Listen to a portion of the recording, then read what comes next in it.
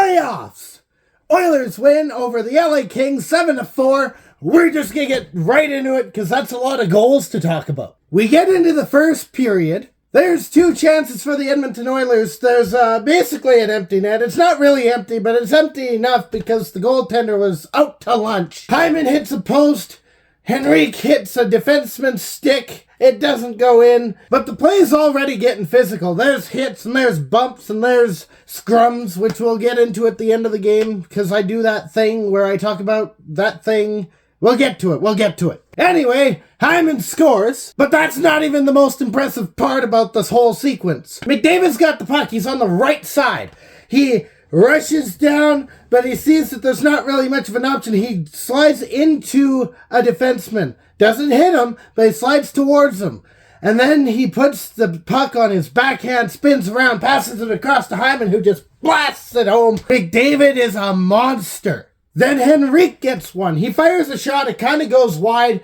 The rebound comes out, and it almost exits the zone. Bouchard's there. He holds the zone, passes it to Hyman, who kicks it up for Henrique to try again.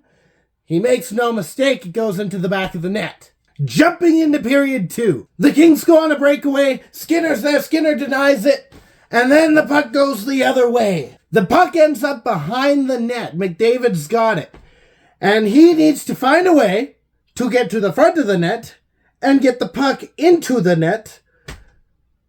So being that's McDavid, it has to be impressive. He does a bit of a spinorama again, passes it to Hyman again, and Hyman puts it away again. Later in the period, the Kings go down on the penalty kill. Draisaitl's got the puck. He passes it across the crease to Nugent Hopkins, who's standing there. And I mean, he's standing there. He's prepared for this. He had all the time in the world to prepare for this. It hits the stick and bounces into the back of the net. Now, the thing there is, I don't know what the Kings were doing because Nugent Hopkins should not have been standing there.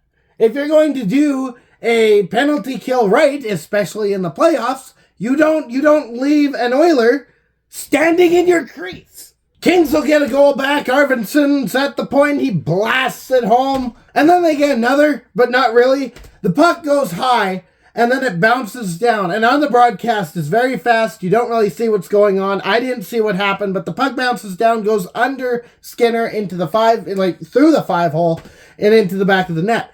Now, Skinner is saying it was handed down. It was whacked down with the hand, kind of. He had the hand on the stick, but there was enough to say that the fingers were in there. I don't know.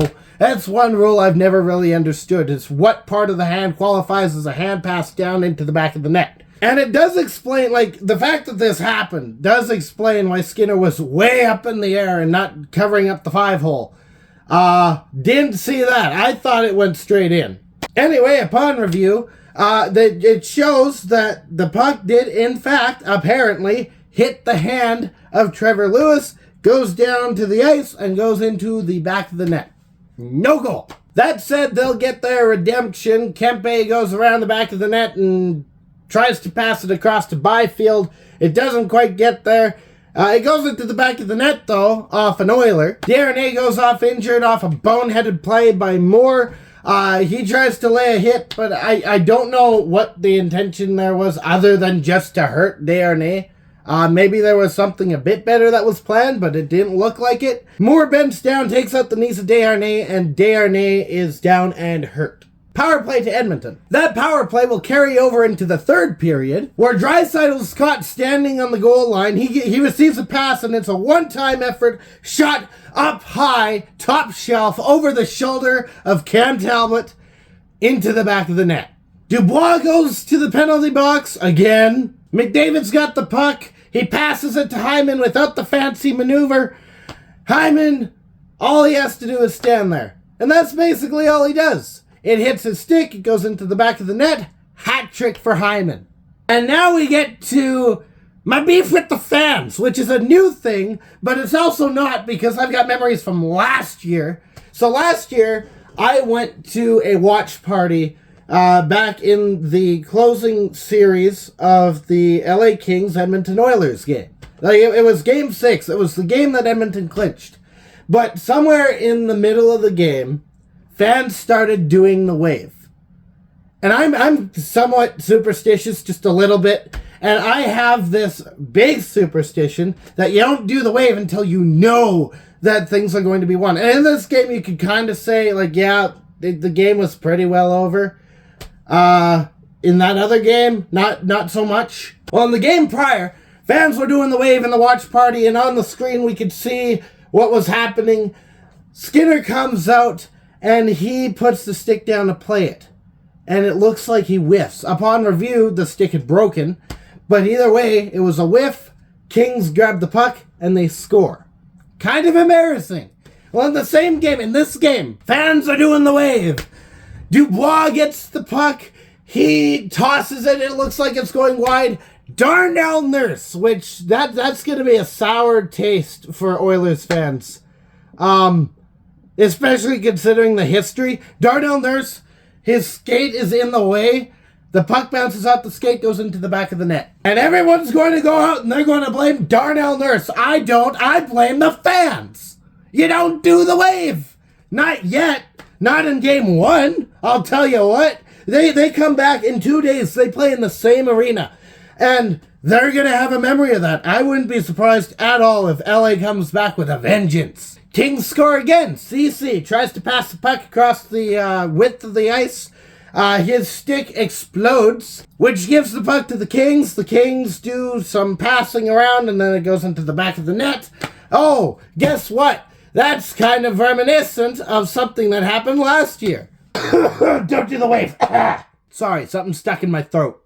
Either way, all's well that ends well. Fogle buries the empty net. That's the game. And all things said, like, I know going into the playoffs, Edmonton fans were very uncertain about how the team would do because, yeah, they had that good stretch, but there's always been that defensive depth, and there's always been the goaltender issues. Jack Campbell, for Pete's sakes, he's down in the minors. Clearly, the goaltending situation has been kind of I think Picard is definitely going to be a good backup, but in this game, it was Skinner. Skinner, he looked good.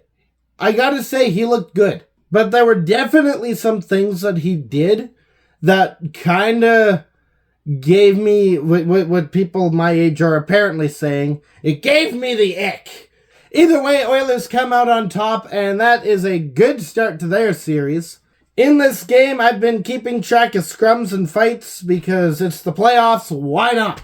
6 scrums in this game. Really, yeah, it's about mid. It's in the middle of what I assumed it would be.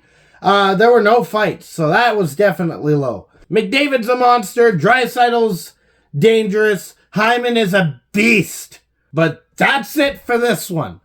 In 2 days, these two teams, they play again. And I'll be back for it. I'm going to be back tomorrow because Florida and Florida are going at it in the Battle of Florida.